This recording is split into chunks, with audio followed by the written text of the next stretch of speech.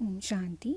इस वीडियो में हम अव्यक्त मूल्य अध्ययन प्रोजेक्ट के लिए 27 मार्च 1981 के मूल्य का रिविजन करेंगे, जिसका टाइटल है बाप पसंद, लोग पसंद, मन पसंद कैसे बने। बाबा ने कहा कि दूर दूर से सब बच्चे मधुबन में आए हैं, तो मधुबन वाले बाप आए हुए बच्चों को खास ज्ञान के रूहान की खातरी करने आए हैं। बाबा ने कहा कि बाप द्वारा जो खजाना मिला है उसकी चाबी जब चाहो तब लगाओ। ऐसी विधि आ गई है। विधि है तो सिद्धि भी ज़रूर है। विधि में कमी है तो सिद्धि भी नहीं होती। मुश्किल लगता है क्योंकि विधि की कमी है। ज्ञान और योग के पंख लगाकर अच्छी तरह से उड़ना है। रास्ते पर चलेंगे तो कहाँ बीच बीच में रुकावट आ सकती है, लेकिन उड़ने में कोई रुकावट नहीं आती। तो उड़ते उड़ते थक मत जाओ, क्योंकि सबको अथक भव का वरदान मिल चुका है।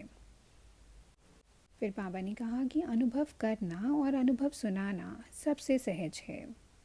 इसमें भी दो बातें सिर्फ सुनानी हैं, एक अपने परिवार की अर्थात संबंध की बात और दूसरी प्राप्ति की बात।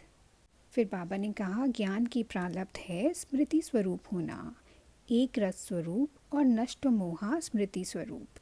संगम युगी प्रारब्ध है बाप समान बनना और भविष्य प्रारब्ध है देवता पद।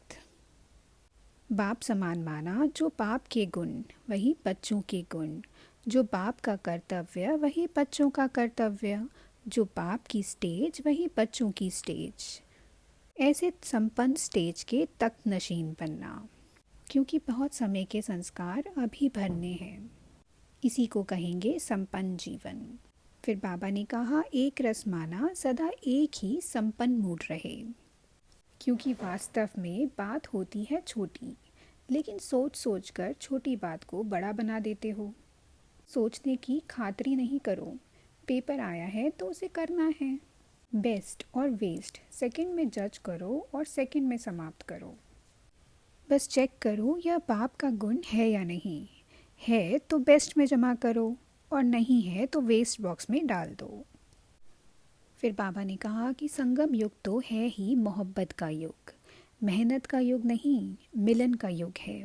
क्षमा और परवाने के समाने का युग है। बच्चा बनना मेहनत होती है क्या? बच्चा तो सिर का ताज होता है, घर का श्रृंगार होता है। बाप का बालक सो मालिक होता है। तो सदा बाप के साथ ऊंची स्टेज पर रहो। कोई भी अनुभव हो, बोझ अपने सिर पर मत रखो। जब मैं बनाता है तो बोझ सिर पर आ जाता है, तो बोझ बाप को दे दो। आप सिर्फ निमित्त समझ कनेक्शन पावर हाउस से जोड़कर बैठ जाओ। फिर आगे बाबा ने बच्चों के दिल शिकस्त होने के दो कारण बताए हैं। पहला है बुद्धि की लाइन क्लियर नहीं होती, और दूसरा है मर्यादाओं की लकीर के अंदर नहीं रहते, जिस कारण बुद्धि में व्यर्थ भर जाता और टचिंग नहीं होती, परखने की शक्ति कार्य नहीं करती। तो क्यों क्या के कारण निर्णय शक्ति टचिंग पावर कार्य नहीं करती। फिर थकावट होती है और दिल शिकस्त हो जाते हैं। फिर बाबा ने कहा कि 3 सर्टिफिकेट लेने हैं। पहला बाप से, दूसरा दैवी परिवार से और तीसरा स्वयं से। पहला है बाप पसंद अर्थात बाप का सर्टिफिकेट, दूसरा लोग पसंद अर्थात देवी परिवार के संतुष्टता का सर्टिफिकेट, और तीसरा है मन पसंद अर्थात अपने मन में भी संतुष्टता हो। फिर बाबा ने कहा कि बाप पसंद बनने के लिए याद रखो कि सच्चे दिल पर साहब राजी, जो भी हो सच्चाई सत्यता बाप को जीत लेती है। और परिवार को संतुष्ट करने के लिए सिर्फ छोटी सी बात है, रिगार्ड दो और रिगार्ड लो। फिर मन पसंद बनने के लिए क्या चाहिए? मनमत पर नहीं चलना। मन पसंद और चीज़ है। मन पसंद बनने के लिए बहुत सहज साधन है, श्रीमत की लकीर के अंदर रहो। संकल्प करो तो भी श्रीमत की लकीर के अंदर, बोलो कर्म करो जो कुछ भी करो लकीर के अंदर, तो सदा स्वयं से भी संतुष्ट और सर्व को भी संतुष्ट कर सकेंगे। संकल्प रूपी नाखून भी बाहर ना हो। फिर बाबा ने कहा कि स्व उन्नति और सेवा की उन्नति दोनों का बैलेंस हो तो सदा वृद्धि होती रहेगी।